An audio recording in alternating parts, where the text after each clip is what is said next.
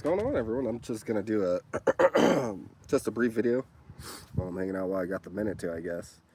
So preparing for our tournament in July. I just thought it'd be fun to kind of give you guys a what's in the bag as I'm like going through my bag and what I'm going to more than likely have in the bag for like a tournament like this or something like that. Like just kind of how my clubs work.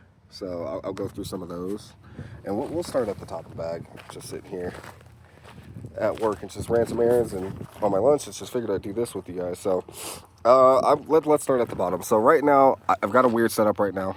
We're rocking. This is the oldest club I've had in my bag. It's RTX4 Cleveland, 52 degrees, 10 bounce, and it's like a mid grind to it. This is one of my favorite clubs. I use it a lot. It's probably time to replace it. I don't know. Wedges will last you a while. And then I jump all the way to 48. So why am I playing a 52 to 48? I can de-loft this all the way down to 56, and that's as low as I play any club. And then I can bump this all the way up to a 50 in terms of my like loft dynamics in this club. So this is very versatile to me. I chip a lot with this or this. I have a 54 that I can drop down to a 60 and then, to a 52, and I just don't like it. So I tend to just play a 52 and a 48. That's it for wedges for me. I've got my pitching wedge. All of my irons will be Tacoma 301 CBs. These are all going to be custom length. I believe I got a 1/4 inch added. No, I got a 1/4 inch added to my standard length. So I'd probably say this is about 1.5 inches. A little less than that. It's less than that. It's less than 1.5 inches, but in length. So this is my 7 iron. Dude, these are great. I've really enjoyed these Tacomos. It's taken me a minute to get used to swinging a KBS shaft. I'm usually swinging True Temper, the Dynamic Golds. So switching a KBS Tour. Sorry about the sniff. I'm recovering from being sick, but I usually swing like S300s. And so this is just the KBS Tour stiff. And if I were to get fitted in a KBS, it'd be a money taper. And I just didn't want to spend the extra money to buy that. The Tour and the money taper are close. I say these are far less forgiving if I swing really aggressively from the top and I'm not releasing properly. The Tour stiff will kick really hard, where the money tapers really don't. They have kind of a lower kick in the head, at least in my feel. I don't know if that's right. Don't crucify me if it's not right. It's just that's kind of how I feel about them. So yeah, so pitching wedge all the way through 4 is going to be Tacoma 301 CBs. Then I've got a little weird setup in the bag, so we'll go through this. So my hybrid, this is going to be the STZ 230 by Mizuno. This is running a Ling shaft. It's taken me a while to get used to this, but I don't know if you can see it well. We're definitely becoming friends. It's pretty good.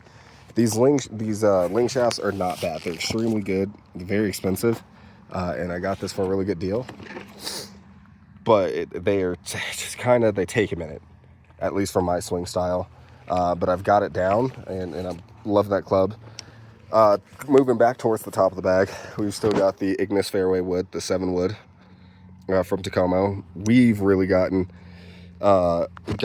together well with this club, so we're getting along. We're getting there.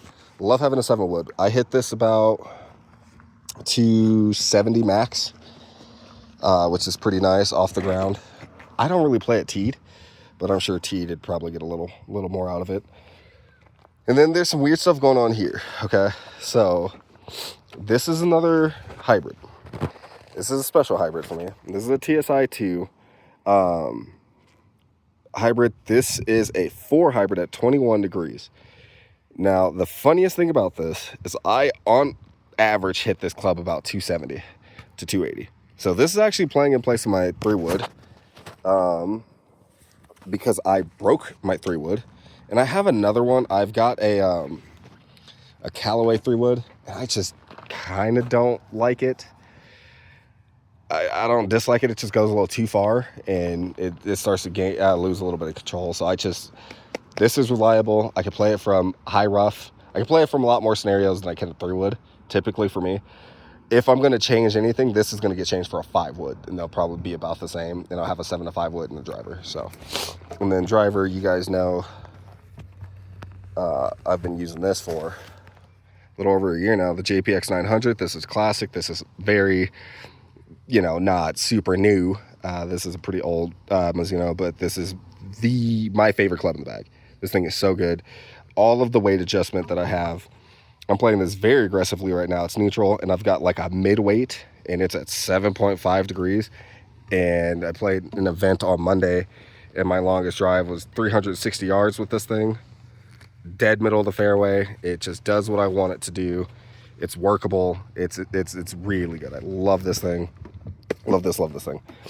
This is an Orange Whip. This stays in my bag. This keeps me just kind of swinging right. Keeps my speed coming through correctly, keeps my back loose, and it just keeps up swing speed all around through all the clubs. Then my putter is a Odyssey White Hot. This is a steel number 5, half mallet with the oversized grip. I really do like this putter. My putting has dramatically improved this season, but it's still not where I want it.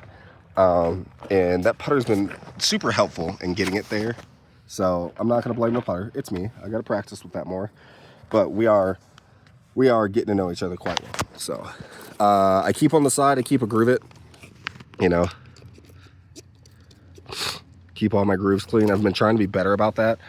I tend to spin the ball a lot, so it's really, I'm getting used to it. I spin the ball quite a bit. If I'm hitting wedges, and I'm flipping them up in the air, they can spin anywhere from 10,000 to 11,000 RPMs. That's just a lot, and so it's just something that I got to keep control of. This is just that's just a rangefinder. I lose them often, so this is just cheap one on Amazon. Using a Tacoma towel. And then I don't typically keep too much in here. I got an extra hat, alignment sticks, tees. I'll have my yardage book and all that we'll be using for prep. A tool and a pen. And then I keep one of these with me. I gotta put new tape on it. I put this on my putter, and then I have to putt through this gate. That helps get my putting alignment. Up here, I usually just keep tees, marker, pencil, and divot fixer.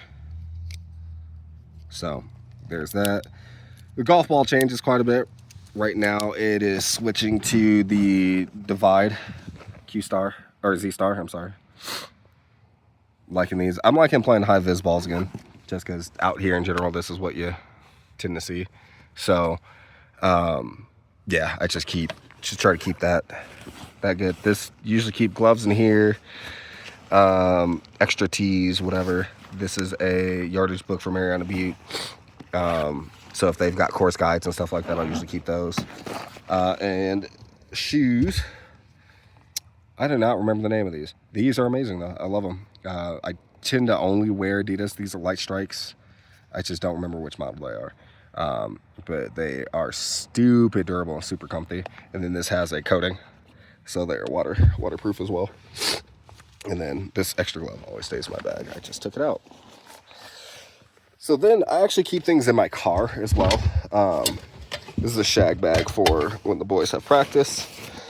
And so typically, actually, I'll keep all my shoes and such in here. My mom and dad both got me the same bag, so we actually use one of these for like a travel bag for clothes and stuff. It works really nice. But let's go through this. It's pretty empty because I've been going through it, which is fine.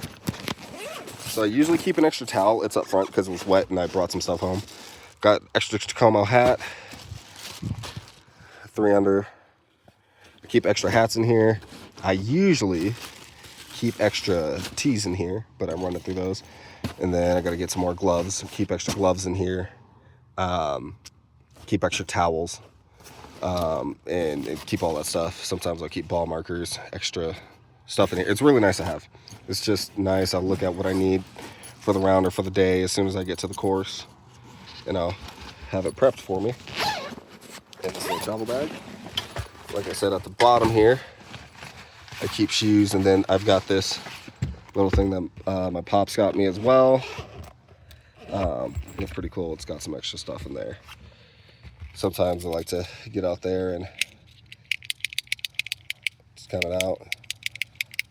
I know it seems silly, but I've used this just a couple times. Sometimes I'll use it to keep count of certain things like myself. This is pretty cool. This is a, let's see if I can get you kind of a view. No? This is just a, it's basically a rangefinder, and it's got pre-printed in there, like these little marks, and so you line the flag with that and it kind of gives you a general idea. They're really helpful though, just because, you know, sometimes my rangefinder's dead or I just didn't bring it, and I'll have that in the car at all times.